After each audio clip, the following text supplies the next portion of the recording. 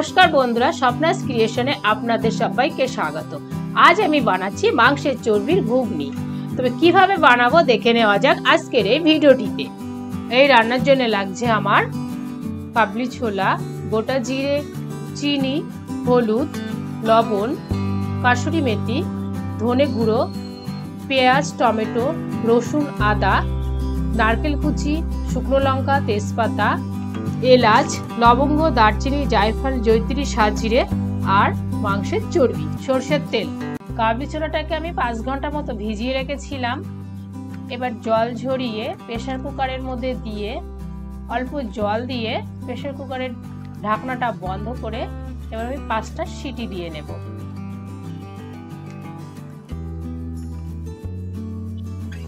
আমার সিটি হয়ে গেছে দেওয়া, এবার জল ঝরিয়ে নেব।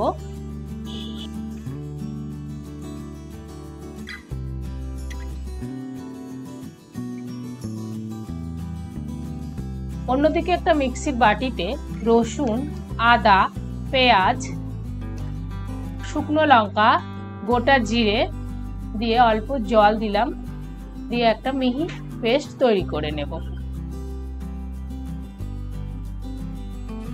আমার পেস্ট হয়ে গেছে। এবার কড়াই আমি শুকনো গরম মশলাগুলো হালকা করে নেড়ে ভেজে নেব। ভাজা হয়ে গেছে, এবার নামিয়ে নিলাম, নামিয়ে ঠান্ডা হতে দেব। আমার ঠান্ডা হয়ে গেছে, এবার হামালদিস্তার মধ্যে দিয়ে একটু গুঁড়ো করে নেব।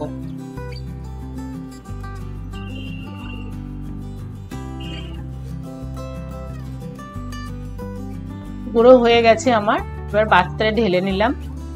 কড়া গরম হয়ে গেছে, এবার দিলাম সাদা তেল, দিয়ে নারকেল কুচিটা ভেজে তুলে নেব।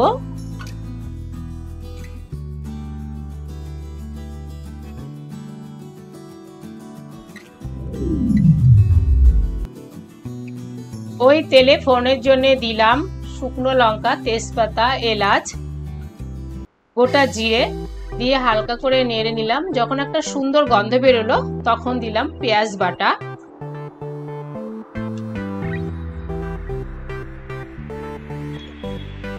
আর দিলাম আগে থেকে বেটে রাখা মশলা। এবার এটা ভালো করে কষিয়ে নেব। অল্প লবণ দিলাম। এবার দেবো ধনে গুঁড়ো,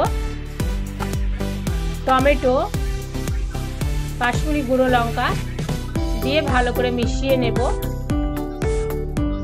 আর দেব হলুদ গুঁড়ো, এটা দিয়েও মিশিয়ে নিলাম। অল্প জল দিলাম যাতে মশলাটা পুড়ে না যায়। এবার দিলাম চর্বি, চর্বিটা দিয়ে ভালো করে ভেজে নেব মশলার সাথে। এবার চিনি দিলাম, নারকেল কুচি দিলাম, আগে থেকে সিদ্ধ করে রাখা কাবলি ছোলাটা দিলাম, দিয়ে এবার মশলার সাথে কাবলি ছোলাটা খুব ভালো করে মিশিয়ে নিলাম।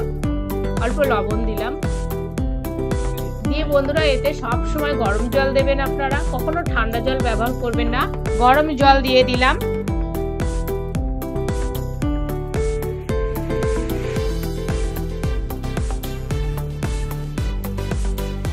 কিছুক্ষণ ফুটিয়ে নিয়ে এবার আমি কাসুরি মেথিটা হাতের তালুতে এইভাবে ঘষে ঘষে দিয়ে দিলাম।